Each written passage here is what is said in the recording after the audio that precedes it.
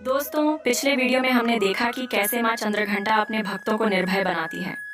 अगर आपने वह वीडियो नहीं देखा है तो ज़रूर देखिए। और अब मैं आपको लेकर चल रहा हूँ अगले स्वरूप की ओर, माँ कुष्मांडा, जिनकी मुस्कान ने पूरे सृष्टि की रचना की।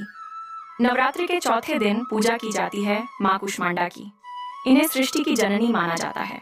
कूष्मांड शब्द का अर्थ है कु यानी छोटा, उष्मा यानी ऊर्जा या गर्मी, और अंड यानी ब्रह्मांड। अर्थात अपने हल्के से दिव्य मुस्कान से माँ ने संपूर्ण ब्रह्मांड की रचना की।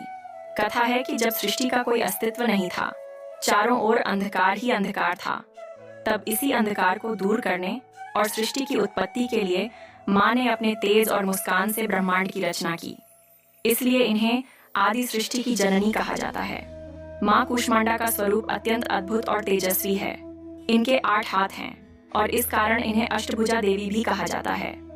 हाथों में कमल, धनुष, बाण, कमंडल, अमृत कलश, चक्र और गदा जैसे शस्त्र हैं। इनके एक हाथ में जपमाला भी होती है। यह सिंह पर सवार रहती हैं और अपने तेज से संपूर्ण संसार को प्रकाशित करती हैं। नवरात्रि के चौथे दिन भक्त माता कूष्मांडा की पूजा करते हैं। इस दिन विशेष रूप से लौकी या सफेद कद्दू का भोग लगाया जाता है। मान्यता है कि ऐसा करने से स्वास्थ्य उत्तम रहता है और दीर्घायु प्राप्त होती है।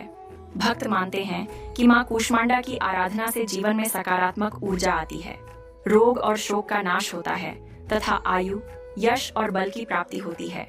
विशेषकर जो साधक शक्ति और सिद्धियों की चाह रखते हैं, उनके लिए यह स्वरूप विशेष फलदायी माना जाता है। माँ कूष्मांडा हमें यह संदेश देती हैं कि मुस्कान और सकारात्मक ऊर्जा से असंभव कार्य भी संभव हो जाते हैं। जैसे उन्होंने अपने तेज और मुस्कान से पूरे ब्रह्मांड की सृष्टि की, वैसे ही हम भी जीवन की कठिनाइयों को सकारात्मक दृष्टिकोण से जीत सकते हैं। नवरात्रि का चौथा दिन इस बात का प्रतीक है कि हमें जीवन में प्रकाश और ऊर्जा की आवश्यकता है।